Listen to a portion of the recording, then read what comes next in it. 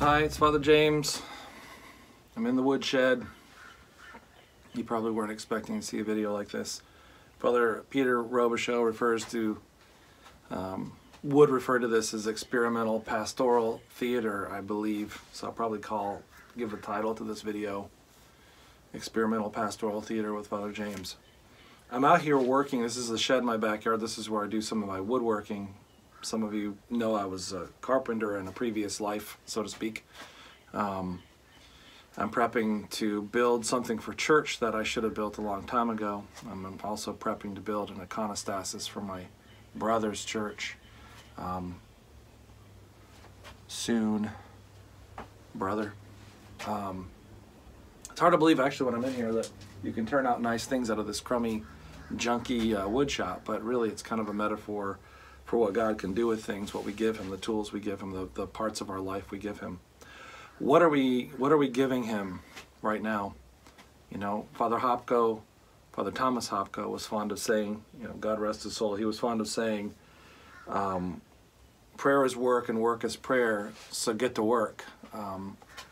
Our life of work, building things at a wood shop, cleaning our homes, caring for people as nurses and doctors, especially now, of our vocation right now, our calling right now to stay at home instead of going out and being around other people, and even staying home from the church services.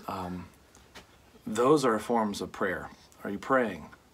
Are you communing with God? Are you taking the moments that God gives you, whether you're in the wood shop cleaning up the mess you made from last time, whether you're a nurse attending people who really need your help, whether you're a priest serving a service, whether you're a child doing its homework, his homework, her homework at home, whether you're a mother attending to the needs of your family or a father attending to those needs, whatever it is.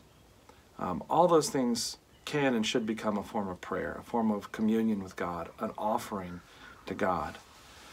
Probably one of the most remarkable things when I was becoming Orthodox, I've told my church members, was discovering that by simply picking up a broom or a mop and cleaning the church, I could pray. That could become a prayer. Prayer before that, it seemed so boxed in. I had to feel something. I had to sense something. I had to have all the ritual or all the normal activity of prayer that you would expect in place to pray. You know, I had to be in a church per se, or I had to be in my devotional time. Those are all good things.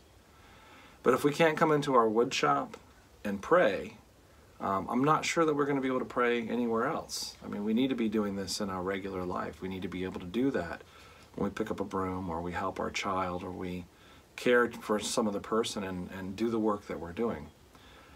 When I learned that I could pray by building furniture, which I did for a living anyway, that my whole day could become a form of prayer, that was revolutionary.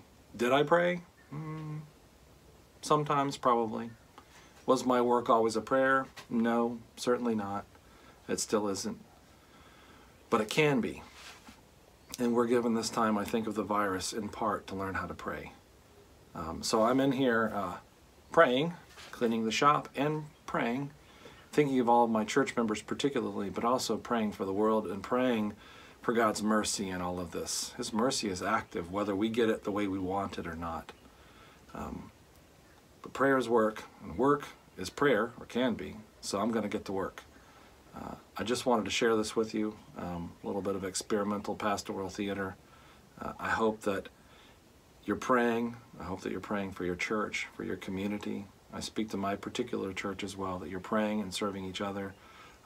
This is a difficult time, but Pascha is coming, and whether we meet in church or whether we have to worship from our homes, Christ is still risen. We will still celebrate.